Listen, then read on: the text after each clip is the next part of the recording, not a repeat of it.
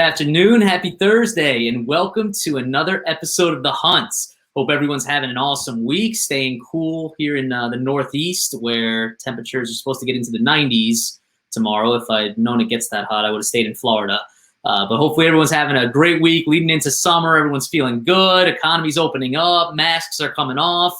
Great time to be out there and exploring job opportunities. So for those of you who haven't tuned in before, this is our weekly show dedicated towards helping candidates and hiring managers navigate the world of recruiting. I'm Kevin Roth, Managing Director of a recruitment agency, Advice Personnel in New York, where I spend all day, every day, navigating around every single circumstance you could possibly imagine as it relates to either finding a job or hiring talent.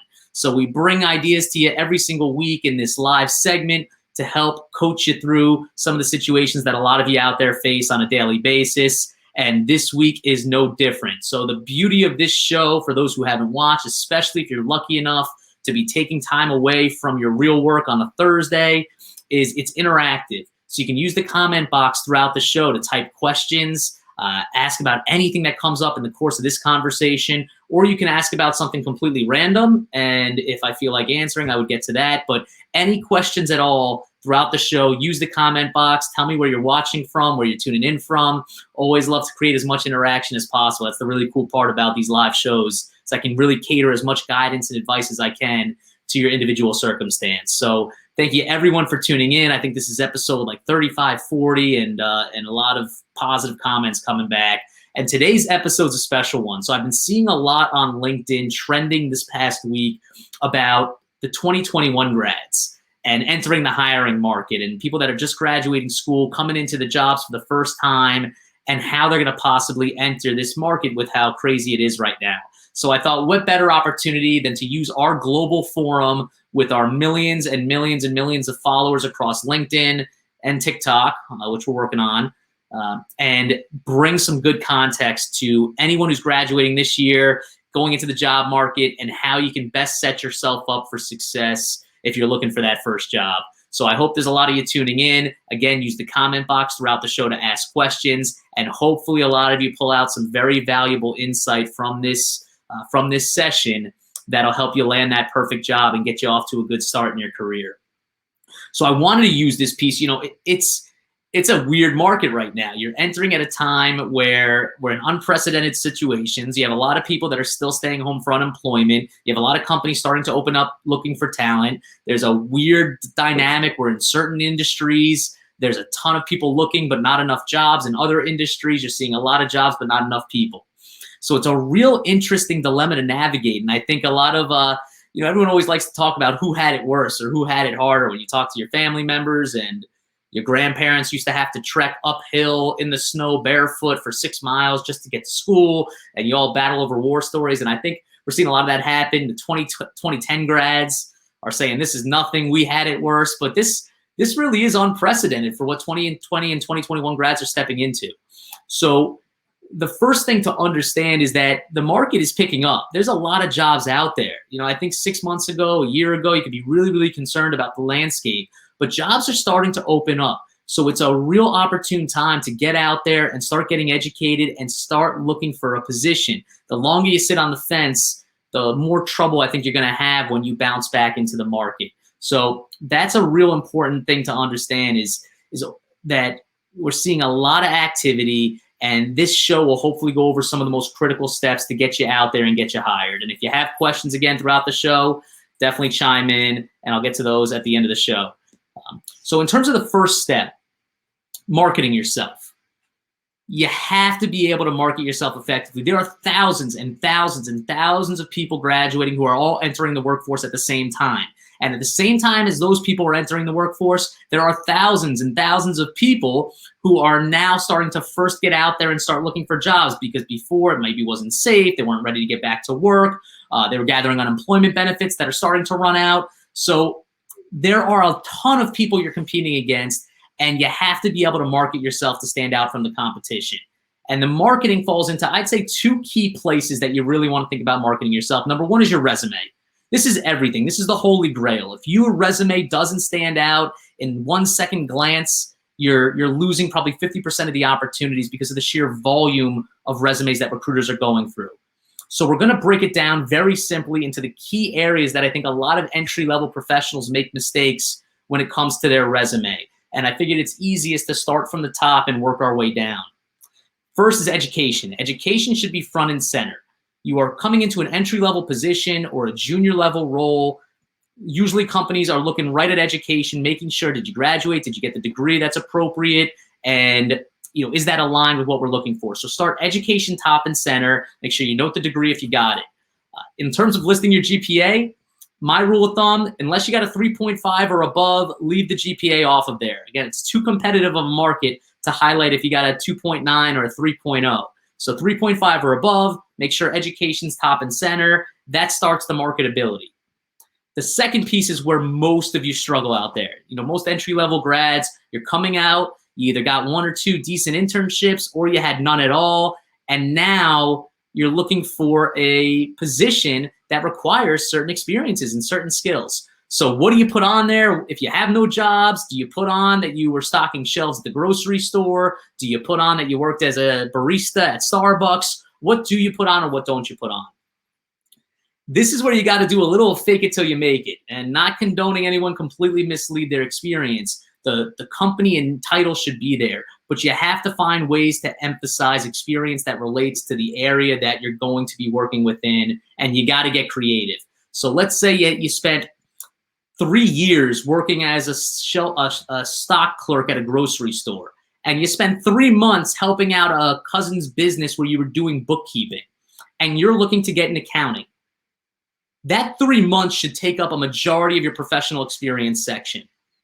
And you should really get creative with the bullet points to stretch that out as much as possible. If you're looking for a job that's in accounting, I would rather see 1 short-term internship taking up most of that page than 3, 4, 5 internships across a grocery store, Starbucks like I mentioned, or any other unrelated areas. So really think through that and try to get creative and pull out any experiences that you've had that can really relate to the type of work you want to get into, and stick to that. Less is more in terms of the number of different roles if it's more relevant experience. Compared to like Netflix, there's thousands and thousands of movies on there, and I can't find what I'm looking for because there's just too much fluff. So when the other day I was looking at the comedy section, trying to find a funny movie, and there were movies in there that were absolutely not comedies, but I guess they had like some subtle tie-in, but I just got completely frustrated and went to a different thing. I went to HBO and watched a show. So the same concept with the resume. Someone's looking at this for 2 seconds. If they see completely unrelated experiences, they're moving on. There's too much competition out there for you to risk not getting noticed. So start by putting the experiences that are relevant. And someone just chimed in, be careful, because a hiring manager can sniff out BS on a resume. That is absolutely accurate. So I'm not condoning putting things that you haven't done. What I am sharing with you, what I am advising, is pick the experiences that are most relevant to what you want to be doing and the roles you're applying for, and extrapolate the number of bullet points you use to highlight as many things as possible that relate to it. Don't completely make up certain things that you haven't done, but just stretch out the information to make it really space out. Keep in mind, for entry-level roles, 90% of the hire is made on personality, energy, enthusiasm, willingness to learn, intangibles. Maybe 10% of it's the experience. Because for an entry-level role, a hiring manager wants someone that's moldable, they can train, they can teach, that'll be a pleasure on the team, that's going to be happy in the role. So for most entry-level positions, the experience just needs to get you in the door. After that, most of it's going to be about who fits in best with the team and displays the best intangibles. But that's a very good point, whoever chimed in with that. All right, so we have education, you have jobs, and then just make sure you have a skills section with software. Everybody scrolls right to the software section. As an entry-level grad, there are a few things that companies will at least sort out to try to find. And 1 is education, 2 is software, probably 3rd is the actual experience itself, because again, you're coming into the junior level. So marketing yourself, start with the LinkedIn profile, start with the resume, make sure that's up to speed. Number 2 is LinkedIn. And so many entry-level people make mistakes here, and it drives me crazy, probably because I'm on LinkedIn all the time. But if you're watching this, hopefully that means you have a LinkedIn and you're utilizing it. A few key components. Number 1 starts with the picture. Have a professional picture. It should be clear. It should be professional. It doesn't have to be some professional modeling headshot that you pay $1,000 for. With the cameras these days, you could find a good picture that you could throw on there. But it should be clear, professional, distinct. Shouldn't be anything partying or anything crazy. It sounds obvious, but you should have a picture. Present yourself. Market yourself. Some people ask, well, maybe I just won't have a picture on there. You should have a picture. It's social media. You definitely want to have that picture on there, okay? In terms of name, again, this happens all the time. I see people with all lowercase names. They have some cap or all capitals. It's typical format. First initial capitalized, rest of your name. First initial of your last name capitalized, rest of your name.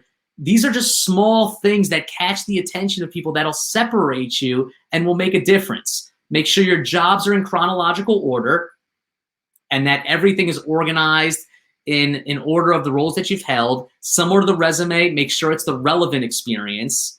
Make sure your degree is on there and coded to the actual degree, not just free typed. When you type in your degree on LinkedIn, it'll bring up a list of options. Click the degree that corresponds, because recruiters search by that in a hard-coded format, and you want to make sure that that comes up in the search.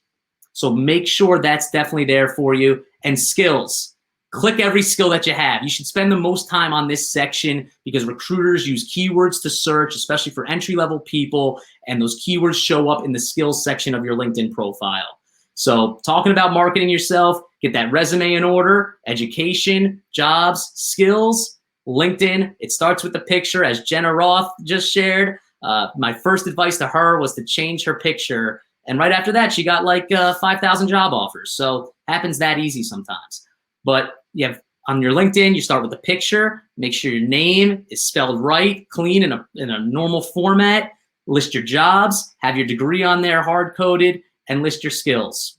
All right, so that's the starting point. Market yourself. Separate yourself by marketing and branding yourself in an attractive way and the way that you want to be perceived. That'll set you apart from the competition.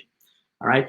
From there, we're not going to talk about finding jobs in this section because most of the people coming out in today's day and age are way better at being able to set up saved searches and alerts and all that stuff than I ever could be. With everyone growing up with technology, my niece is better on an iPad than I am, and she's 5 years old. So I won't embarrass myself there. But the next 2 sections we're going to fly through very quickly. And again, if you have questions, comments, if you have advice to chime in with for 2021 grads watching this, chime in. But real quick, next step is the interview. Biggest mistake entry-level grads make, because it's an entry-level job, they don't do their research. They come in off the cuff. They think they're good at talking. They're good at navigating, and they're not prepared. Prepare yourself. You'd be surprised how many of your competitors don't. And if you come in knowledgeable, you did your research on the company, you ask good questions, you know your resume inside and out, and you've really thought through it, that preparation in itself, 30 minutes the night before, will separate you from 80% of the other entry-level people going for these roles. So take the time to do it, and then do what other people aren't doing anymore. Send a thank you note. No one does that anymore with Zoom interviews. A lot of people don't. Send a thank you email. Find out their email. Send a message after. That, again, 9 out of 10 people, I would say, aren't doing that anymore with interviews because everything's digital and you're not getting a physical business card. Ask for their email in the interview or ask the recruiter after the fact to get their email. That'll separate you. And then, like I said a little while ago, most of these entry-level interviews, it is personality-based. It's intangibles-driven. Listen, if you have the perfect experience somehow, even though you're entry level and you perfectly fit in, then that's obviously going to give you a leg up. But most of these hires are made based on intangibles. It's someone a manager wants to hire, wants to mold, wants to groom, wants to grow. So come across with enthusiasm, come across with energy, a willingness to learn what you don't know, you want to learn, that you're a team player, great attitude, no job too big, no job too small. And if you can bring that attitude and demeanor and take a serious approach to this interview, you know, that by itself will distinguish you from so many people out there that you might be competing against. So make sure you use those tips in the interview. And the last piece that I'm going to go over, and again, if you have questions, then throw them in here now. I'll get to them throughout the course of the show, especially if you're just graduating or about to graduate. Now's your chance. You have the floor. Use the comment box to chime in with these questions. Last piece is compensation. And this is an area where a lot of entry-level grads mess up. You think you have more leverage than you do, okay? So think of the amount of people that are entering this job market. We mentioned it a little earlier. Thousands of grads. Think of everybody in your graduating class that graduated with the same degree as you. Those people are competing for the same jobs, let alone all the people that want to move to your area, let alone all the people that are already experienced who are willing to take a lesser role because they've been out of work because of the pandemic. There's a lot of competition out there. And if you find a role that suits you and you find the right fit to get in the door and get going, don't push the envelope over a few $1,000s. If it really make a difference in your life and you really can't operate without it, and it's really going to make the difference between being able to sustain that position or not, then in that scenario, I would have a little different advice. But if it's just a matter of your ego and feeling like you thought your friend was making a little more, you saw on Glassdoor it was a little more, don't let that get in the way of really taking a position that's going to get your career off to the right start. Because in hindsight, 3, 4, 5 years down the road, that starting salary is not going to make any difference on your ultimate progression and long-term opportunity if you're joining the right company. Focus on the role, the opportunity, and don't get too crazy trying to negotiate, because there are too many people out there that are too close in competition to you to risk losing out on an opportunity for that. And don't pay attention to Glassdoor and all of those things as an end-all be-all. We've had sessions on this before. Ask 5 independent recruiters. Every recruiter's fine speaking to somebody. Ask 5 independent recruiters, if you just saw my resume, what do you think I'm worth in terms of compensation?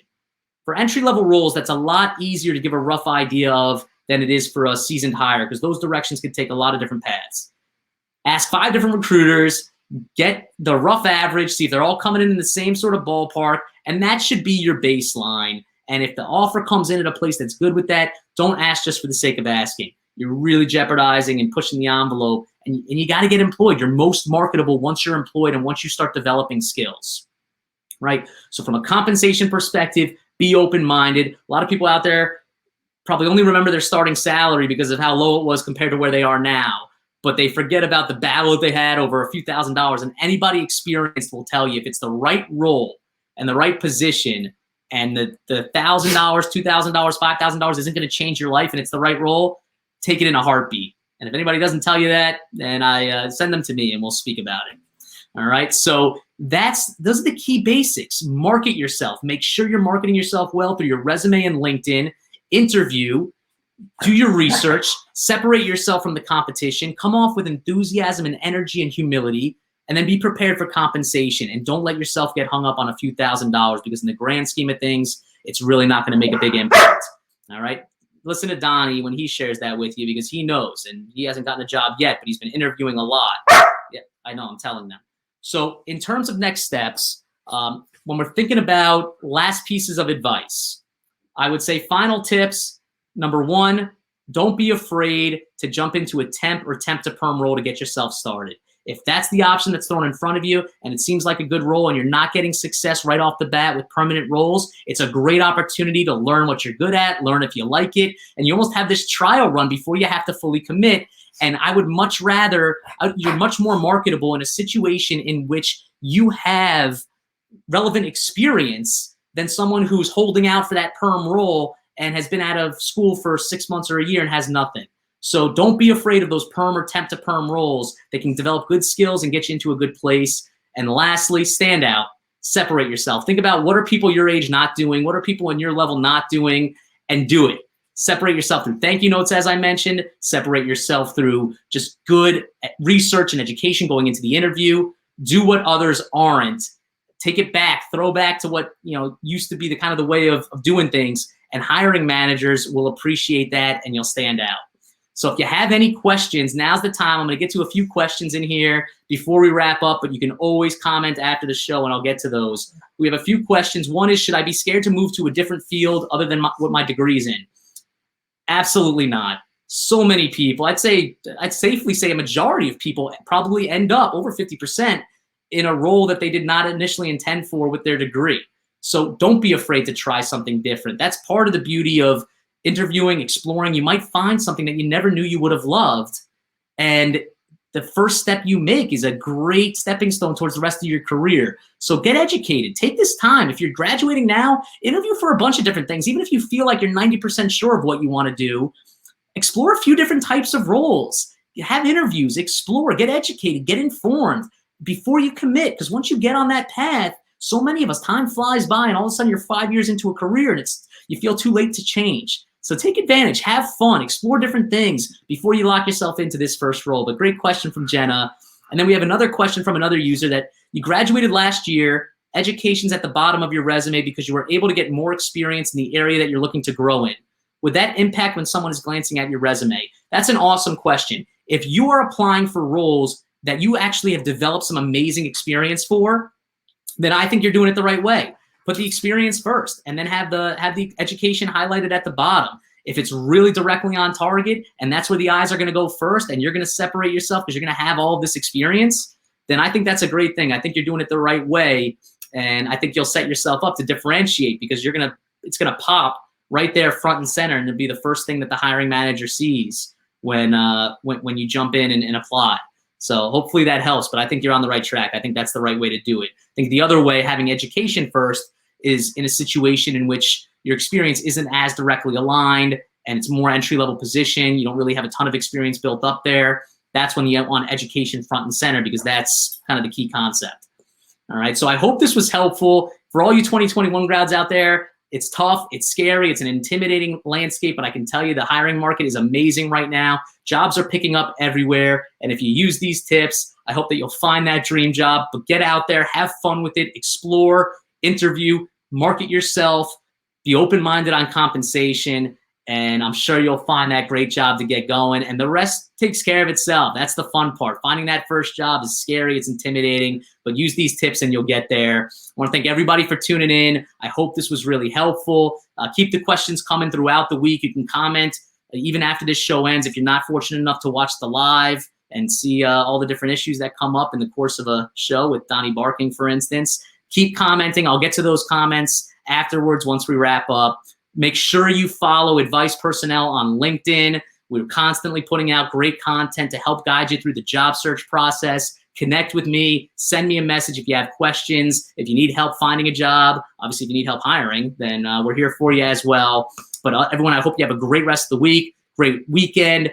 Best of luck to all the 2021 grads out there and landing that dream job. I hope this helps get you on your path, and I expect a message from you if you did secure a job using this advice. I got to go. I'm going to take Donnie for a walk, but hope everyone has a great weekend. We'll be back next week with a brand new episode of The Hunt. Take care.